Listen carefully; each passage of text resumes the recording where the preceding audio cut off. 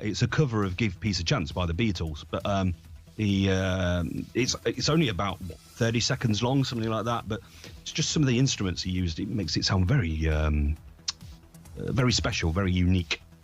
Mm-hmm. Okay, yeah. Gonna give it a listen later on. Mm-hmm. And I guess it's time to play something. And if it's time to play something, I would like you to request something now. Oh, really? Come on. Yeah, maybe a remix, what you admire or like, or it was very influential to you. Didn't you go to the toilet earlier?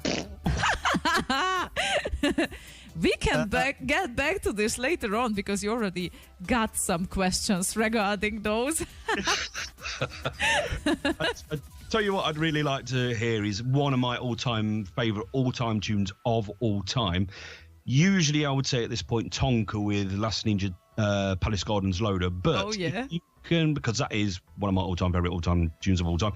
But another all-time favourite all-time tune of all time is Skits with the Slay Raided mix of... Can I find it on RKO? Hysteria, it's called.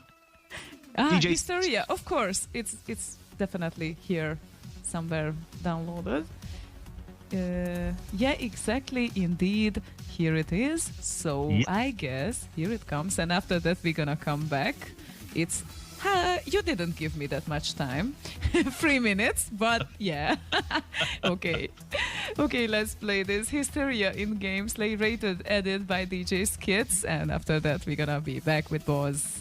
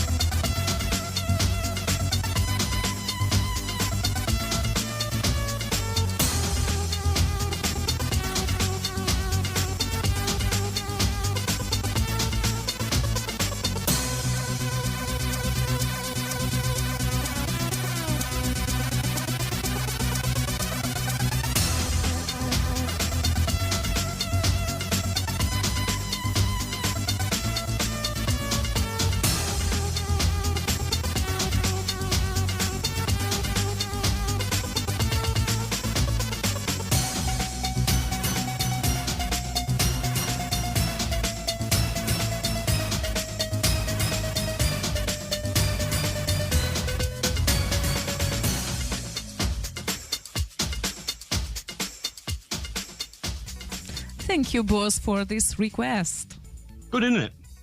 Yeah, it's absolutely great. I love to play it usually. So very Serenity. nice. Yes. And except this remix, can you tell one or two more? Probably set up a top 3. As well as that one, definitely Tonka with Palace Gardens loader. This is what we know. Yep. And fuck.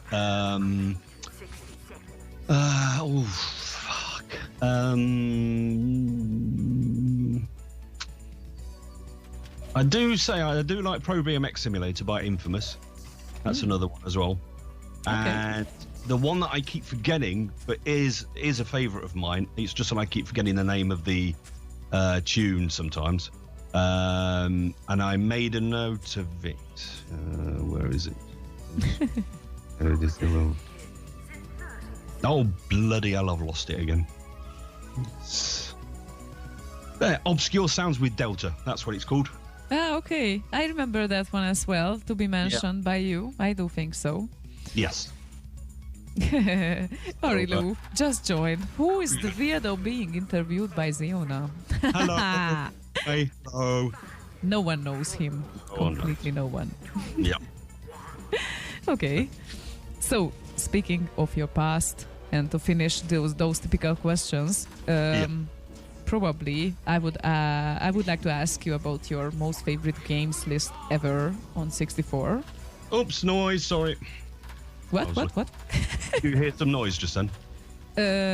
What have I done? No, it was me. Okay. Sorry. Yes, my old games. Games that I like to play. You mean? Yeah, exactly. So it will be on the Commodore 64. It would be Monty on the Run, Beam Rider. Beam Rider has a kind of a history to it because as well as having my 64, my mum and dad are split up. So I had my Spectrum. I still had a Spectrum. So I had my Spectrum at home, and then when I went over to see my dad at the weekends, he had a Mattel Intellivision, which was a games console. Mm-hmm. And on that was a game called Beam Rider. And then when I got my 64, I found that they'd made Beam Rider for the 64. So I used to play, so I still play it to this day on the 64 as well. Nice. So Beam Rider, Monty on the Run, Terra Cresta, I play Iridium a lot as well. I'm not very good at it, but I love playing it. Paradroid,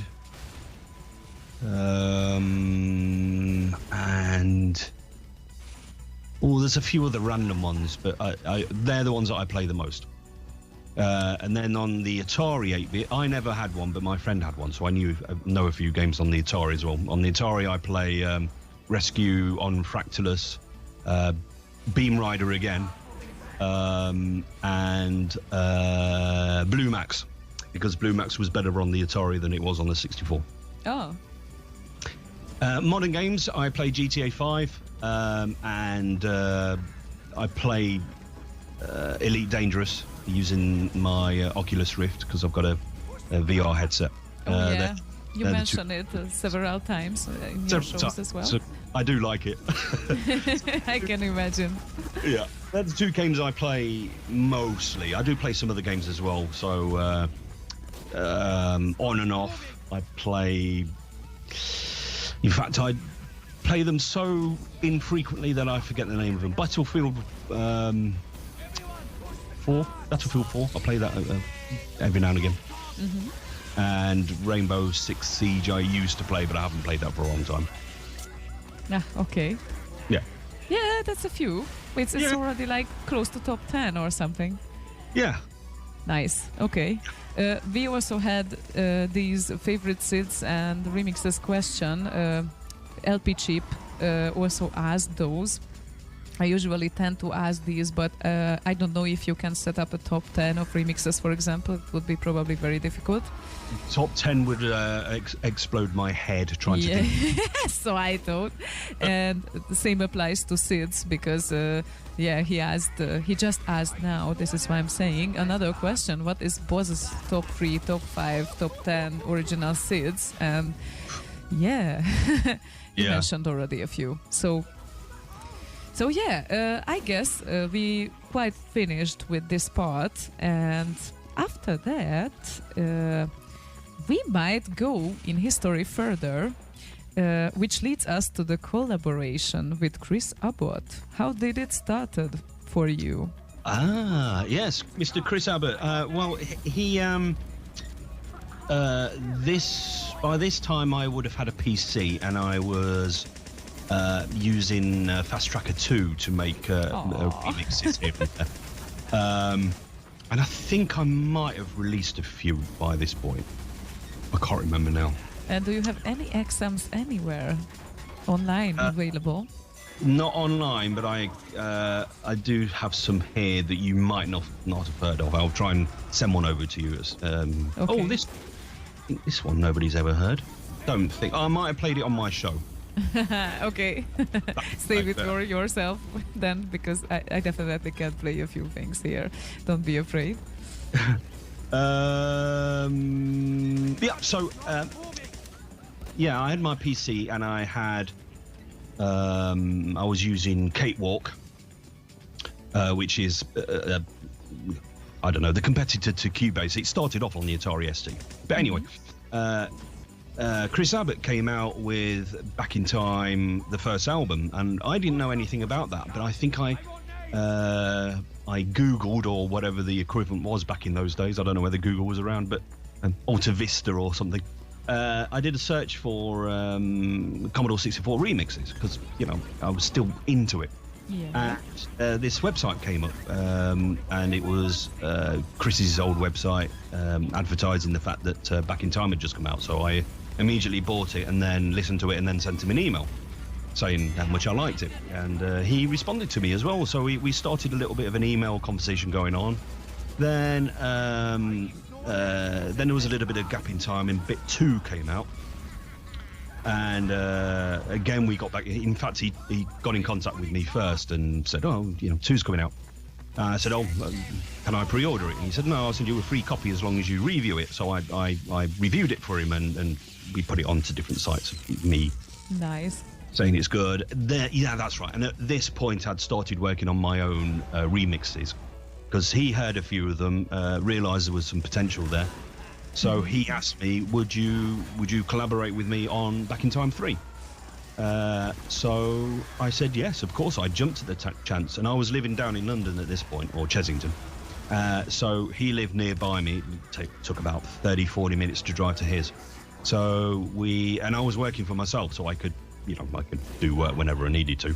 So about 3 times a week, I used to drive over to his, and we used to just sit together and orchestrate this Back in Time 3, because it was mainly using orchestral stuff and everything like that.